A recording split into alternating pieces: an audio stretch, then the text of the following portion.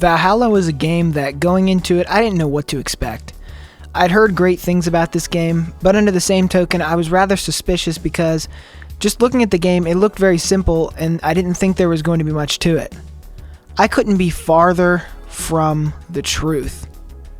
Hello everybody, what is going on? Jimmy here, back with another video. Hope that you all are doing well. Today, my friends, we're going to be reviewing one of the best games I've played this year. An indie bartending visual novel. I did not expect to love this game as much as I do, and that's why I wanted to dedicate a video to it. I know in the past I have talked about visual novels and said that I wasn't very familiar with them, but throughout the year I've decided to familiarize myself with the genre, and I have to say there are some great experiences waiting for you in the visual novel genre. I'd like to shed some light on what I perceive as the best one. This video is going to be my review of Valhalla, a cyberpunk bartender action, developed by Suikoden Games. So with a game like Valhalla, it's very difficult to really just talk about one thing that I loved. Because while playing this game, there were so many things that were so apparent to me that were just amazing. I think the first thing we have to start with, without a doubt, is the visuals, because that's the first thing you see when you look at a game like this. It's very obvious what they were going for. A clearly cut anime-inspired art style takes over your screen the instant you click play on Valhalla. And I have to say, I think that the graphics are absolutely beautiful. You know, I think some indie games end up looking bad because they do not have the budget to make them look great. But Valhalla is an exception to this because of the fact that although it does look pixely, although it does look outdated, it is such a beautiful art style, and I would not change it if I could to a more realistic look. Even a more cleaned up anime aesthetic I feel like would kill the charm that this game has in its current state, and I would not change anything, and I mean anything, about these graphics. I think that they're absolutely perfect for what this game's trying to go for and do nothing but enhance the experience. I do not think Valhalla would be the same without these graphics. I really don't. Because I feel like the game really relies on its art style to project all these things onto you, because due to the fact it is a visual novel, you're going to be doing a lot of staring and a lot of reading. And if you don't have a aesthetically pleasing thing to look at while you're doing this, you're going to get bored very easily. And that's one thing I have to say, I never got bored in this game. I really didn't. Because every time the game starts to get boring, it's time to make a drink. Let's talk about gameplay. Now, when it comes to gameplay, you're going to be doing a lot of mixing drinks like a bartender, and I have to say the game does a really great job at making it feel seamless. It's one of those things, the moment you pick it up, it feels rather awkward to mix drinks, especially on a Switch like I was playing. I don't know, maybe if on PC it felt better, but I have to say it was one of those things that, although I didn't like how it felt originally, as I'm playing it, I'm getting into the motions and I'm starting to just autopilot. I'm starting to just do it, and I'm realizing why they would choose to make the controls kind of feel, you know, slippery the first few times. I guess that'd be the best word to use for this. Slippery the first few times you play. And then you slowly start to understand the developer's vision here, and you realize that, you know, this is just seamless. This is perfect. You wouldn't want to change this if you could. It actually makes making drinks very, very fun, and I have to say I'm in love with how they did the controls. It was just one of those things that definitely there's a learning curve there. The first few times you mix drinks, I'd say probably the first 5 to 10 drinks you mix, you're going to be a little iffy on, you know, like sliding around the different things you mix into the drinks. You're going to be a little, you know, conflicted on how to do it properly. It may take some time getting used to, especially on a Switch, like I said. Maybe on PC it's a little better for when you first start, but truly I love where the gameplay ends up. And I feel like every time, like I said, where the story starts to take a back seat, it's time to make a drink, which spruces everything up and just brings the game all the way back to being very, very enjoyable. And you make drinks for the entirety of the game. That's kind of the main gameplay loop, is reading and making these drinks. And there's all different drinks you can make. There's the bubbly drinks, there's classic drinks, there's classy drinks, there's all sorts of different drinks. And these people will give you, you know, like, I want to drink like this, I want to drink like that. Or maybe they'll mess you up and they'll say, give me my regular. And that's one of my favorite things about this game, is that this game's not afraid to be kind of difficult and kind of confusing, because when someone says, give me my regular, and you forget, you don't get paid for that drink. You don't make any money at all, which is really, really cool, because it really incentivizes you to try to figure this out, to try to figure out what are the regulars' drinks, you know, which ones do they want? Which one does this one want? You know, sometimes they'll just give you a vague hint of a drink that they want. I want something cold. I want something non-alcoholic. I want something this. I want something that. And it's up to you to figure this out. And it really puts some pressure on you, surprisingly enough. Really puts some pressure on you to try to figure these things out. And I absolutely love the gameplay. And your actions in this game actually have repercussions. If you mess up everybody's drinks, you will lose power in your apartment. You will end up evicted from your apartment. There is actual consequences, which is one thing I feel like a lot of video games these days are afraid to do. Have actual consequences for mistakes. They're afraid to do that. And this game is definitely not afraid to punish you. If you decide to not play by the game's rules, it will punish you, and it will make you realize that you should have done what you were supposed to do, and you should have made those drinks better. And being a bad bartender reflects you not having any money to pay your rent. And like I said, this is one of my favorite things about this game, is the way that the pressure is on you. You even get a reward for making everybody's drinks perfect without making a mistake. And that's what I strive to do every single time, because with that reward, you will be even closer to paying for your electric bill or your rent, or even getting yourself something, a nice little thing you can buy from the store, and, you know, just enjoy yourself, because, you know, you want some money to keep Jill focused too, so that she also feels like she's enjoying herself. You don't want it to just be nothing but torture. There has to be some fun there too, and I feel like it's definitely really cool that they decided to go that route. Next, I want to talk about probably the second most obvious thing besides the visuals, the music, which you've been hearing this entire time. Every song in this video I have chosen from the Valhalla soundtrack, and I have to say, this soundtrack is absolutely fantastic.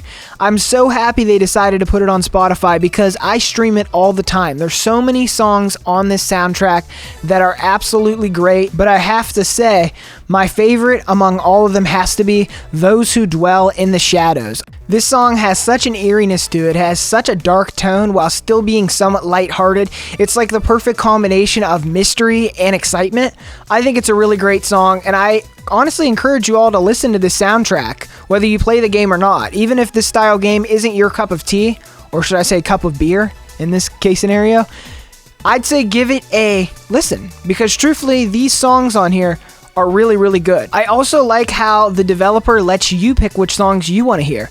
There is a jukebox, and you decide what songs out of the track list you want to hear. So say you like one particularly a lot, like me, I love Those Who Dwell in the Shadows. I can just keep looping it if I want to hear it over and over again, or I can skip songs that I don't want to hear if I don't like them as much as other songs. I think that this is a really, really great idea, because a lot of developers definitely don't let you do this. Actually, matter of fact, this is the first time I've ever seen this ever be done. In my personal life playing video games, I've never seen any other developer actually let you choose songs to just play throughout the entire bar. Basically, it's supposed to happen canonically is that Jill just putting on music, so you get to choose what song she puts on. And I think that's a great way to let the player decide what songs they want to hear from the track listing. And like I said, I've never seen a video game do this, and I seriously applaud the developers for having such a creative and unique idea. The soundtrack is phenomenal. And with that, I think it's time for us to move on to the story. Now, like I said earlier, Jill is the main character. Jill is the one that the plot is kind of revolving around, I guess you could say. And I think that's for good reason. Jill's a very interesting character, and there's kind of a sense of mystery with Jill that we don't really know too much about her. In the beginning, we just know she's a bartender, and as the plot unfolds, we learn so much. I'd have to say, when it comes to characters, my favorite characters are Alma, Gillen, and Dorothy, for sure. Obviously, Jill as well, because Jill is not a self-insert protagonist. Jill actually has a great personality, but I was talking about the characters that, you know, are not Jill. Jill's definitely included in that list of my favorite characters as well, without a doubt. And I'm actually going to get into spoilers now, so I'm warning you, if you have not played this game or think you will play this game, go ahead and stop the video now. But for those of you who do want to play this game but just want to know what happens for the heck of it, I am going to spoil the game from this point forward. So the story is kind of crazy and does go very, very dark sometimes. Like, I was honestly surprised for the presentation and the innocent vibe that this game was giving off when I first started it, how dark and twisted the story can actually get. Definitely something I was not expecting, but definitely something that's welcome. I have to say that I'm always looking forward to games that have darker plots. That's kind of what I'm attracted to when it comes to plots. You know, sometimes I like games that aren't very dark, some games that are very happy, but I've noticed a lot of my favorite games do have dark moments, and I have to say that this game is absolutely filled with them. Despite looking like a fairly happy and positive game, it's filled with a lot of sad moments, and I seriously think it adds a lot to the game. Another bonus in my eyes, I'd say the darkest the story gets is when Jill finds out that her ex-girlfriend actually died, and she didn't even have time to make up with her before it happened. And so for the rest of her life, she feels like she should have made up with her, and she can't now. And Jill receives a letter saying, "I'm sorry," and it's from her ex-girlfriend, and she realizes something. There's nothing she can do now. All she can do is focus on the future and begin being a better person. I was genuinely shocked when this happened, because the fact that earlier in the game it was kind of hinted at that they would get back together just because of some conversations that Jill had with her boss. Another really great character and definitely a big point in the plot. But, you know, there's plenty of conversations happening basically like, oh, she should make up with her. Oh, maybe one day she will. It's been like 3 years since she talked to her and everything, and she was thinking she'd make up with her, and then she finds out that she cannot. I'd say it was definitely the most groundbreaking moment of the entire story by a long shot, and left me absolutely speechless. I mean, honestly, I played for like nearly a couple hours after that, and I was planning to get off because of just how good the story really got in my eyes. And truly, it was just crazy, the turn that happened there. I was not expecting that to happen. Apparently, her girlfriend had heart problems that she didn't tell anybody about. So she had died in her sleep, which is something that they definitely did not hint at whatsoever throughout the entire course of the game. It was always kind of hinted at that they would get back together, like I said. So this was a kind of a way out of left field moment in the story. And I have to say, definitely the craziest part and probably the best part of the entire story, to tell you the truth. And the story ends with Jill actually letting her ex-girlfriend's sister live with her. And I have to say that the ending is an absolute tearjerker. It really is. And, you know, it's up to your interpretation of how long they live together. Is it temporary? Is it not? I know the game suggests that it's a temporary situation, but I feel like a lot of people, including myself, like to believe that maybe it wasn't. Truly, the ending was very sad. I'm actually getting kind of sad just talking about it, I have to say. Really sad ending, and truthfully one of the best endings of any game I've played in a long time. But I don't want to give you all the wrong impression. This game is not really sad at all when it comes down to it. There's a couple of moments of sadness, but the game truly is a lot of dark comedy. It's very dark through and through, but the sad moments don't really seem to last very much. It's a lot of dark comedy because you get a lot of people coming into these bars that are just, you know, absolutely talking about all this crazy stuff and profanity and every other word, and it's just crazy to me how far the developers decided to take it a few times. Like, I have a couple things in my head. I'm thinking that I probably break YouTube terms of service if I said in this video, so I won't say, but God, there's some moments. There really is some moments, and I laughed so many times.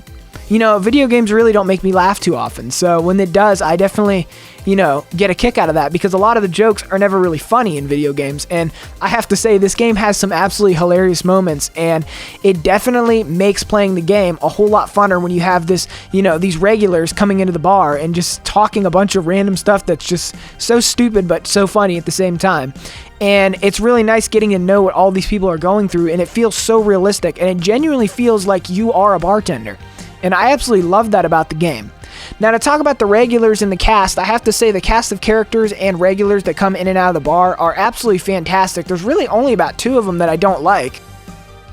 For the most part, the cast is stellar, and I think that the lack of voice acting usually hurts a game, but in a case like this, it almost allows you to put your own twist on how they sound and how each one of these characters interact with each other and what personalities they have. It's kind of up to you to decide, and it really does feel like a visual novel for that aspect, because you really can decide, you know, how these characters sound in your head, just like a book, which that's kind of the whole visual novel thing coming out of it. And I have to say, I really enjoyed that. Usually someone who's against games with no voice acting nowadays, I mean, it's kind of an industry standard these days, but I have to say, in this case scenario, I think it works really well. So overall, through and through, I absolutely enjoyed my time playing Valhalla, a cyberpunk bartender action.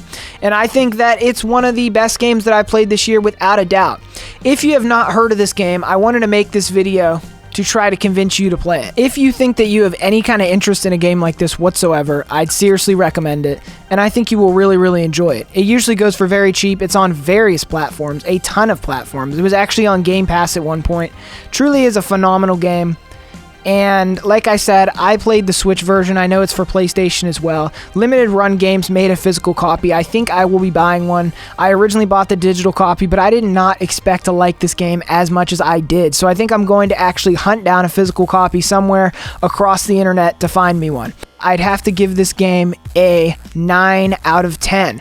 Besides a few plot holes like whatever happens with Anna and all that, most of it is very much so a phenomenal experience. There's a few things I did not like, but for the most part, I have to say, this game is a blast, and I seriously recommend it to all of you.